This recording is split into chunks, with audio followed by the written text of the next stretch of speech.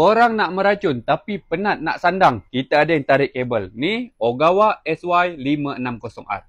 Assalamualaikum warahmatullahi wabarakatuh. Okey, buat abang-abang kita semua yang tengah mencari power sprayer tapi tak nak yang sandang, nak yang letak boleh tarik kabel. Ni kita ada brand daripada Ogawa. Okey, untuk brand daripada Ogawa ni, dia bagi satu set komplit dia punya hose. Untuk hose ni kita bagi percuma yang 30 meter. Untuk power sprayer ni korang boleh pakai sampai 100 meter. Tapi yang kita bagi percuma dia 30 meter saja.